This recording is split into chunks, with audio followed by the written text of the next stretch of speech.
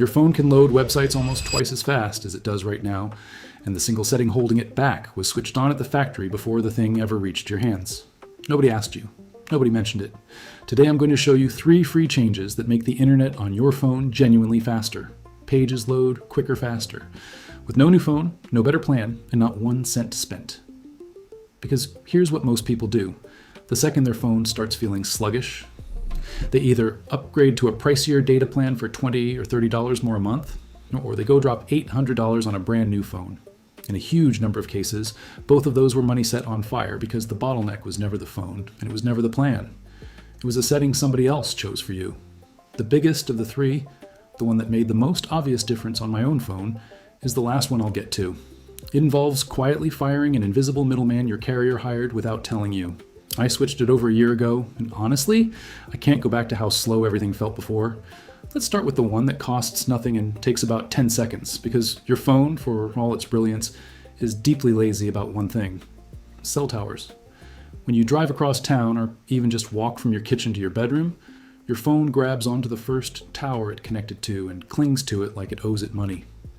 As you move further away, as that tower gets jammed with everyone else's phones at 6 in the evening, yours stubbornly refuses to go hunting for a closer, emptier one. It just sits there squinting at a distant tower, and your speed quietly dies. The fix is to force it to look again. Flip your phone into airplane mode, count to 10, actually count, don't rush it, then switch it back off. When it wakes up, it runs a fresh search for the strongest tower available right now, not the one it latched onto 40 minutes ago. Most of the time it reconnects to something closer and faster. If you've ever noticed your phone feels mysteriously quick the moment you land after a flight, that's the reason. You did the trick by accident. Now here's one that sounds completely backwards. Sometimes turning off 5G makes your phone faster. We all got told 5G is the future. More bars, more speed, the works. And standing directly under a strong 5G signal, that's true. But the fast flavor of 5G travels a short distance, and it despises walls. So the second you step inside a building or drift toward the edge of coverage, your phone starts frantically bouncing between a weak 5G signal it can barely hear and the older, sturdier LTE network. Back and forth, burning time and battery on the handoff. You end up with the worst of both worlds. If your data feels choppy indoors, go into your network settings and manually lock it to LTE or 4G, whatever your phone chooses to call it. A strong, stable LTE connection beats a flickering 5G one every single time. Flip it back when you're outdoors and standing in the open. On my phone, that one toggle is the entire difference between a video that buffers forever and one that just plays. Small aside, since you're still here and clearly the type who'd rather fix the thing than pay someone to sell you a workaround, a free subscribe genuinely helps the channel keep digging up stuff like this, and if you want the deeper tricks, my channel members get breakdowns I don't post publicly. That's the whole pitch. Back to the good part, because this next one is the big one. Every time you type in a website or tap an app that pulls from the internet, your phone doesn't actually know where that site lives. It has to look the address up first in a kind of internet phone book.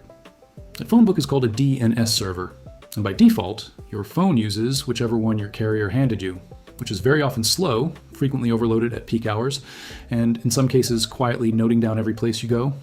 You can swap that phone book out for a faster, free one in about a minute, and it's completely legal and completely safe. There are 2 famous free ones. Cloudflare runs one you reach by typing 1.1.1.1. Google runs another at 8.8.8.8. These are among the fastest address lookup servers on the entire planet, and anyone is welcome to use them for nothing. On an iPhone, open settings, tap Wi-Fi, tap the little letter I beside your network, scroll down to where it says configure DNS, switch it from automatic to manual, delete what's there and type in 1.1.1.1. On Android, it's even tidier. Search your settings for the words private DNS, tap it, choose the option to enter it yourself, and type in 1.1.1.1. That's it. From that moment, every website you visit has its address looked up faster, which means pages start opening noticeably quicker. It is not your imagination, and it is not a placebo. You changed which phone book your phone reads from, the new one is dramatically quicker at answering. While your phone feels quick, let's deal with the freeloaders. In the background, a whole crowd of apps you haven't opened in days are quietly phoning home, refreshing feeds, downloading updates, pulling ads, all sipping from the same data pipe you're trying to use. Go into your settings, find the list of which apps are allowed to use data in the background, and switch it off For the ones you don't need updating the instant something happens. Social apps and shopping apps are the usual culprits. You're not deleting anything, you're just telling them to wait until you actually open them, which leaves the whole pipe clear for whatever you're doing right now. And if your phone still feels congested after all that, there's a reset button most people never touch because it sounds scarier than it is. It's called Reset Network Settings. It won't erase your photos, your messages, or your apps. It only wipes the tangled mess of half-remembered Wi-Fi connections, stale carrier data, and corrupted settings your phone has been hoarding since the day you bought it. You'll have to re-enter your Wi-Fi passwords afterward, so have those handy. But on a phone that's a couple of years old, this alone can feel like unboxing a new one. All that invisible junk it's been dragging around finally gets swept out. One last move, and this one's free money if you've got Wi-Fi at home. Turn on Wi-Fi calling in your settings. Normally, your calls and texts ride on the cell network, competing with your data for the same signal. Wi-Fi calling shunts them over your home internet instead, which frees up your cellular connection to do nothing but feed you data. And as a bonus, your calls suddenly work in that one dead corner of the house where they never used to. So none of this required a new phone, a bigger plan, or a technician. It required knowing which settings somebody else quietly decided for you, and switching them back to your favor. If this got your phone breathing again, do me a favor and send it to the person in your life who's always complaining theirs is slow. Give it a like, and I'll see you in the next one.